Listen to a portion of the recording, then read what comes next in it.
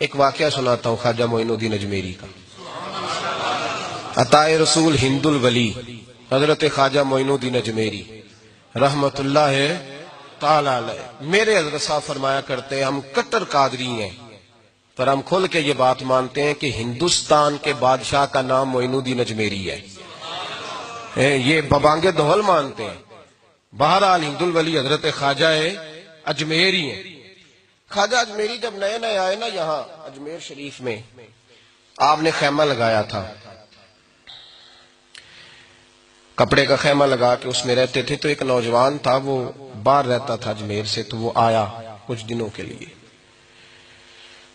پڑھائی سے فارغ ہو کے اجمیر کا رہنے والا تھا لیکن باہر رہتا تھا. جب یہاں آیا نا وہ عصر کے بعد وہ گزرتا خواجہ اجمیری کے خیمے کے سامنے سے، جھونپڑی کے سامنے سے، تو خواجہ صاحب عصر کے بعد بیٹھ کے رویا کرتے تھے.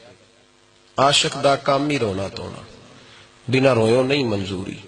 یہ عاشق سدا ہی روندا رہندا، پاویں وصل ہوئے تے پاواں دوری. رویا کرتے تھے. تو نوجوان بڑا سادہ سا تھا، بچپن میں والد فوت ہو گئے، صرف ماں ہی ماں تھی. ایک دن اماں سے جا کے کہنے لگا یہ مسلمانوں کا سادھو روتا کیوں ہے؟ اماں کہنے لگی مجھے کیا پتا. بچہ کہتے میرے اندر تجسس بڑھ گیا کہ بابے سے پوچھوں تو صحیح کیوں روتا ہے. 2 4 5 10 دفعہ میں گزرا. ایک دن بے چین ہو کے میں کمرے میں چلا گیا اجرے میں. تو میں نے کہا بابا کیوں روتے ہو؟ کہنے لگے مجھے اپنے شیخ کی یاد آتی ہے، مجھے یاد آتی ہے. تو وہ بچہ کہتا ہے مجھے اس وقت تک پتہ نہیں تھا کہ محبت میں بھی رویا جاتا ہے. میں سمجھتا تھا رونا صرف دکھوں میں آتا ہے. شیخ کی یاد آتی ہے. حضرت عائشہ صدیقہ رضی اللہ تعالیٰ عنہ فرماتی ہیں جس دن نبی پاک صلی اللہ علیہ وسلم رات کے وقت ہمارے گھر آئے نا، اور حضور نے فرمایا ابو بکر چل تو نے میرے ساتھ مدینے جانا ہے، تو میں نے جناب صدیق اکبر کو روتے دیکھا. تب مجھے پتا چلا کہ محبت میں بھی بڑا رونا آتا ہے، محبت میں بھی رویا جاتا ہے. فرماتے ہیں خواجہ اجمیر تو وہ نوجوان کہنے لگا بابا پیار میں بھی رویا جاتا ہے؟ کہا ہاں. کہنے لگا میں نے بھی رونا ہے. تو آپ فرمانے لگے 2 شرطیں ہیں کہ کلمہ پڑھ جا، دوسرا میرا مرید ہو جا، آ جائے گا رونا.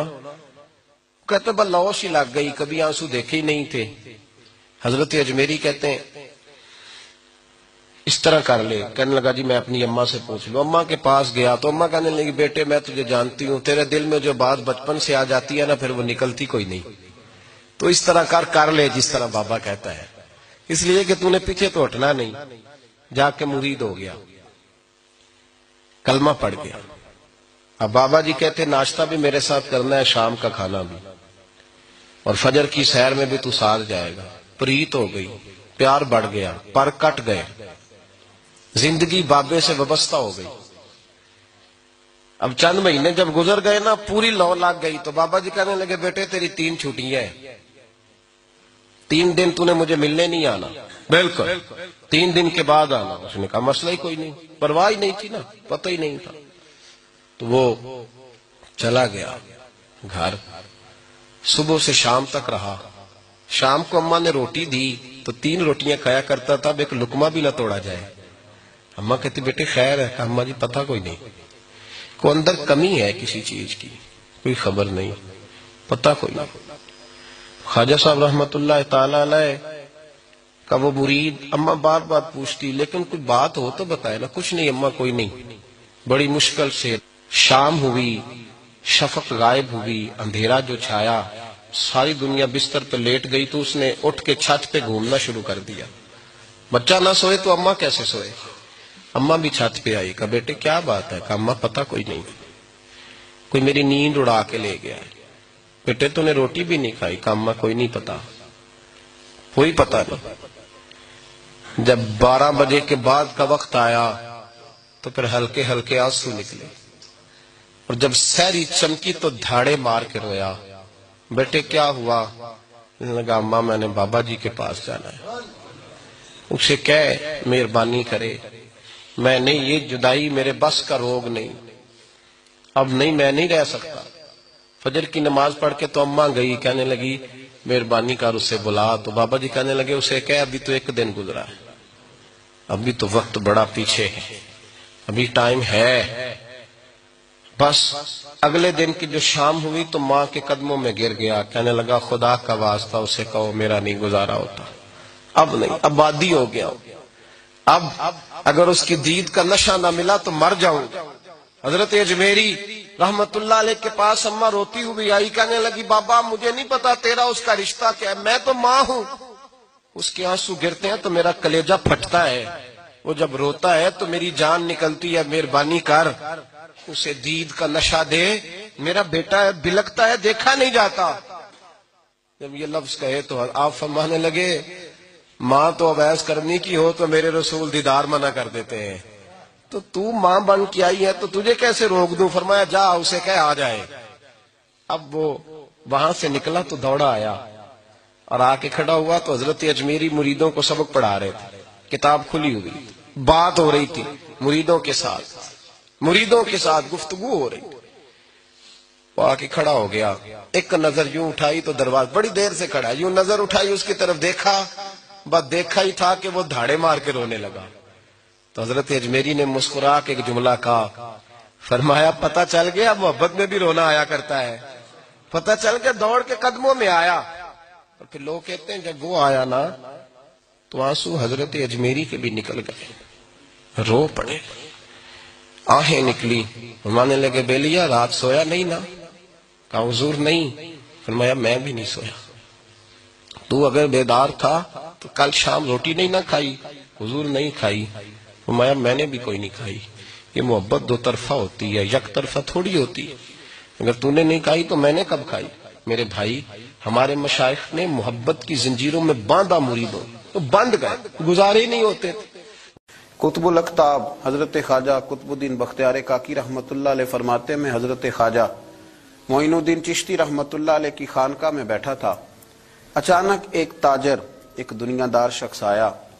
حضرت خواجہ معین الدین چشتی رحمت اللہ تعالی علیہ کے سامنے بیٹھے ہوئے آپ کے ایک مرید شیخ علی علیہ رحمہ جن کا نام تھا، ان کی طرف وہ تاجر تیزی سے بڑھا اور شیخ علی کا گریبان پکڑ لیا۔ میرے پیسے کب دو گے اور کتنے وعدے کرو گے؟ لاؤ میری رقم واپس کرو۔ حضرت خواجہ معین الدین چشتی رحمت اللہ علیہ ساری صورتحال سے بے خبر تھے، جلدی سے اٹھے اور اٹھ کر کے اس تاجر سے کہا کہ معمہ کیا ہے، بات کیا ہے؟ کہا حضور بہت عرصے تھے آپ کے اس مرید شیخ علی نے میری رقم دینی ہے اور واپس نہیں کرتا۔ خواجہ صاحب علیہ رحمہ نے شیخ علی کی طرف دیکھا اور فرمایا یہ معاملہ کیا ہے؟ عرض کی حضور غریب ہوں، کمزور ہوں، تنگ دست ہوں، قصدن ایسا نہیں کر رہا، اس سے کچھ مہلت لے چکا ہوں وہ ختم ہوئی، اب اور مہلت کا سوالی ہوں، اور یہ مجھے مہلت دینے کو تیار نہیں ہے۔ خواجہ اجمیر علیہ رحمہ نے اس تاجر کی طرف دیکھا اور فرمایا غریب ہے، مجبور ہے، اس وقت تنگ دست ہے، اس کو کچھ مہلت دے دو، یقیناً تمہاری رقم لوٹا دے گا۔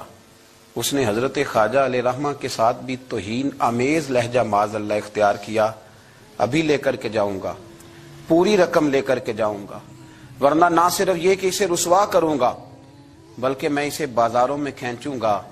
خواجہ قطب علیہ رحمہ فرماتے ہیں جتنے لوگ وہاں بیٹھے تھے ان سب کی طرف جب شیخ علی دیکھتے تو کمزور پڑتے، روتے، میرے پیر بھائیوں کے بیچ آ کر سرے عام اتنے لوگوں میں میری اتنی رسوائی کر ڈالی۔